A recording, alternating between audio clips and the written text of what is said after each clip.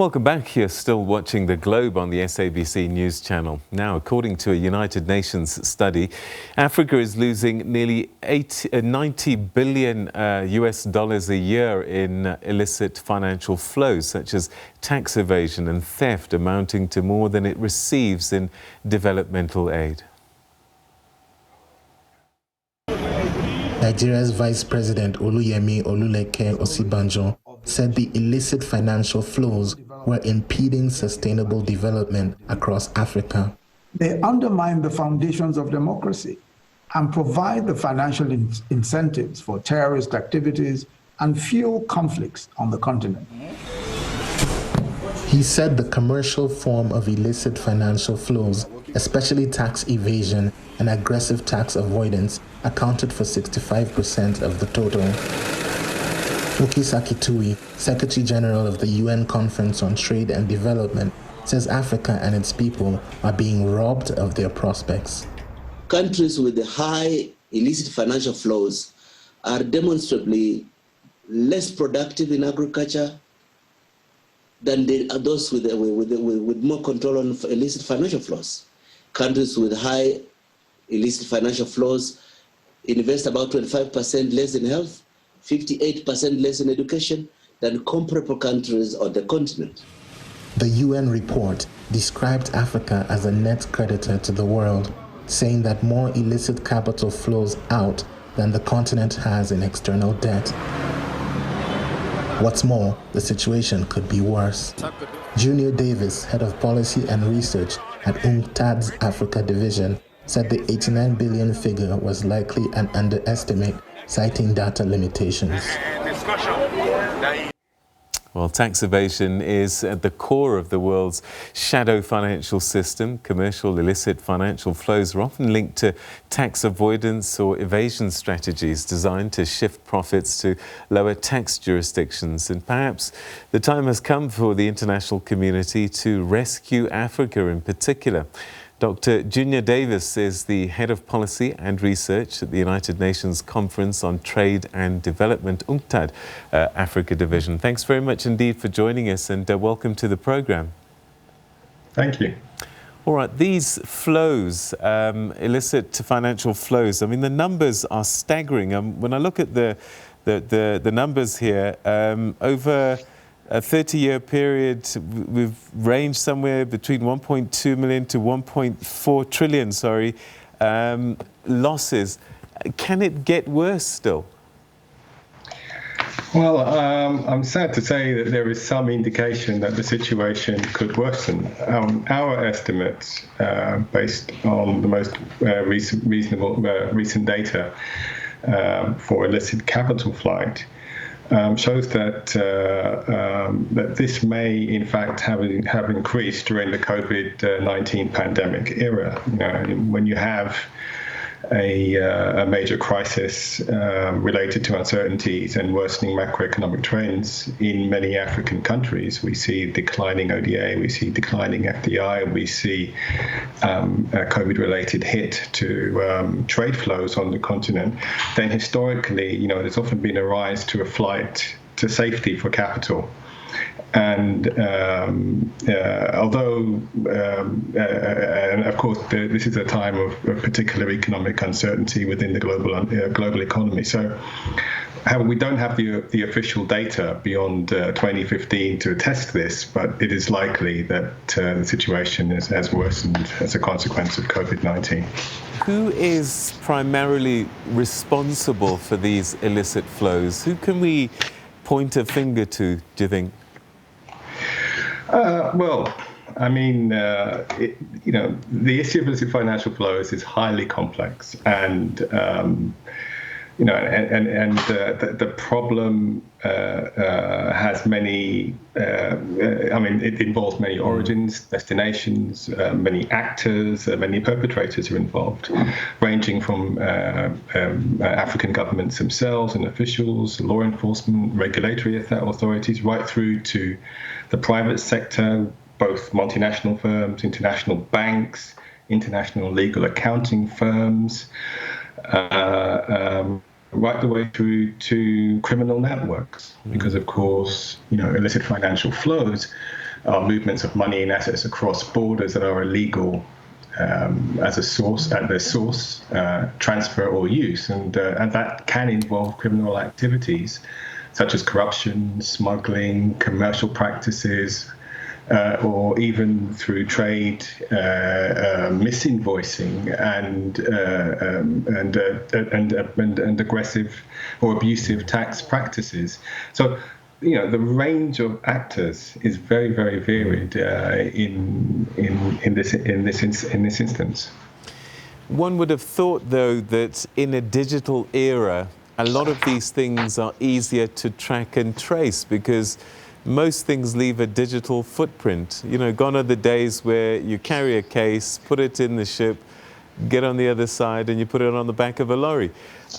Is it not easier for Africa to track things now, or is it just that these electronic transactions have become more complex? I think it's both. I think that electronic the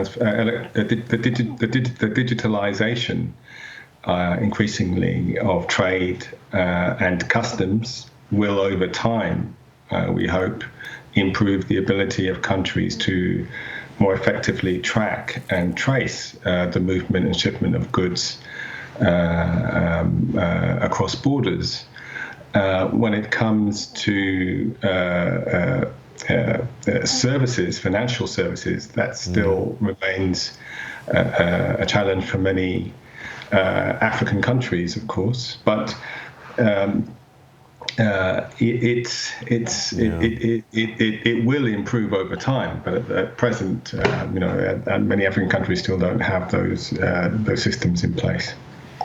But African countries are also complicit as well, aren't they? I mean, when we talk about tax jurisdictions, there's some countries, all they have to offer are tax holidays and relaxed tax environments, and that encourages these companies to set up pseudo head offices in those jurisdictions to pay less tax. That is true. And in the report, we talk quite a lot about illicit tax and commercial practices, which can contribute to the generation of these illicit financial flows. We've heard a lot in recent years about the Panama Papers, for example, and the role that many firms, as well as high net worth individuals, have played in shifting financial assets abroad. The most recent estimate we have of that for Africa is something like $9.6 billion worth of capital shifted by high net worth individuals on the continent to these tax havens. So yes, that remains a problem. The difficulty also is that it's very, very difficult to track and trace these flows. That's partly a function of the way in which trade is increasingly done these days through particular trading centers where commodities are shipped and then they are processed and then shipped on. So for people to be able to track and trace the volume that's exported and what is recorded as being imported when it's going via other countries and it's being stored or processed, it makes it very difficult for countries to control these flows. So as a consequence of this, in the report, we really call for, I suppose, three things really: greater sharing of data, and it's increasingly, for example, customs data is being automated. But that needs to be shared, and there needs to be cooperation amongst African countries in operating these systems. When we talk about tax havens, and we're talking about money laundering as well, it's clear that more has to be done on the continent to tackle this. And I think the African peer review mechanism it should have a clearer mandate to devise binding legislative tools to address these sorts of matters, and at an institutional level, we need stronger regulatory frameworks to monitor, and measure more effectively these flows, particularly in terms of lost revenue through tax. If you compare Africa, let's say, to Europe, is it the same problem in Europe, or are there systems that they deploy and employ and have, these systems that you're talking about, so much better that these illicit flows don't happen as easily in a region like Europe compared to Africa? Well, these things do happen in Africa. I mean, in Europe as well. I mean, we've seen cases, quite high-profile cases in the media recently. For example, companies like Starbucks and Google using transfer pricing mechanisms to avoid paying as much tax as they should in the countries in which they are actually located in terms of their main business activity. So it's not just a problem that African countries face. It's in many ways it's a shared problem that will require actually international cooperation in addressing it. But I would say that I think in some ways it's hard to say which countries are suffering worst from this and where the financial hemorrhage is greatest. I mean, we in the report we talk about a particular case in France where there was a study which showed that were they able to staunch the flow of lost tax revenue that's been shifted to tax havens, they would be able to build over 100 new hospitals. That's in France. So it's not just a problem in Europe and Africa. It is a global issue, and it's because the IFFs are clandestine in nature. They're often illegal. They inherently intertwined with the use of both legal as well as fraudulent services. And people are very good at being able to move and launder often these proceeds of crime.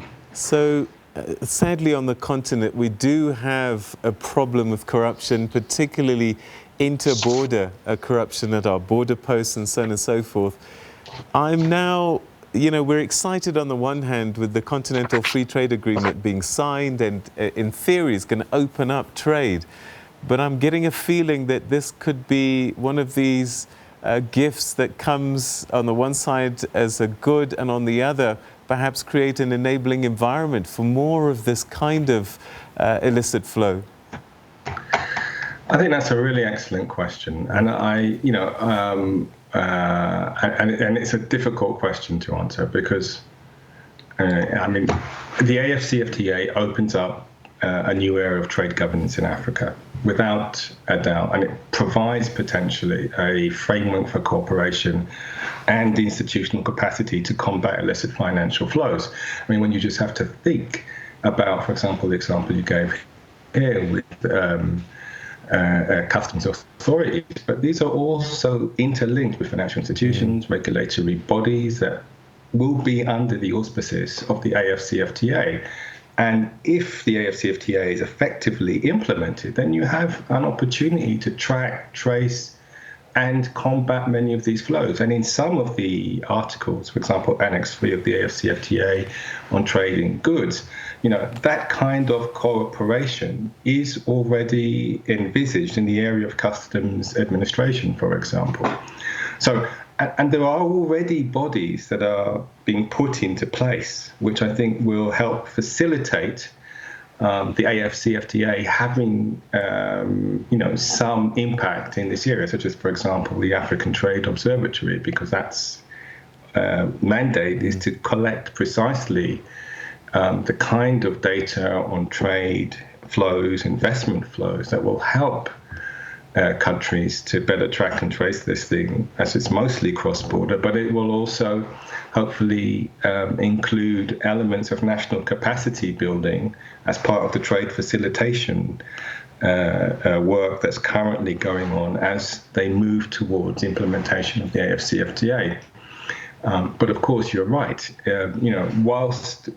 Whilst what we mainly are focused on is the extra-continental outflows of this capital, there may be a shift towards illicit financial flows moving over shorter distances between countries over time. But again, as I said, I think the AFCFTA, through its investment protocol, which it's currently negotiating, and the tax-related the tax cooperation elements of that, through the IPR regulatory elements that it's introducing in that, through its digitalization of customization of custom and shared customs management plans. I think it has a good chance if effectively implemented of helping to address this problem. And let's not forget, the vast majority of illicit financial flows in Africa are coming from minerals and metals commodities exports. That's where the bulk of this is coming from, and probably half of the estimated almost $90 billion a year in this illicit financial flows has been generated through those commodities, through trade and export misinvoicing techniques. Dr. Davis, and the AFCFTA would help tackle that. Dr. Davis, we're going to have to leave it there, but let's be optimistic. Let's choose the half glass full, right? And hope, because I think it can be solved if we work together, if the institutions work together, and everybody does what they're supposed to do in their areas. We can fix this problem and save a lot of money. Dr. Davis, I think we'll have to have another chat in the near future. Thank you so much indeed for joining us. Thank you very much for taking the time.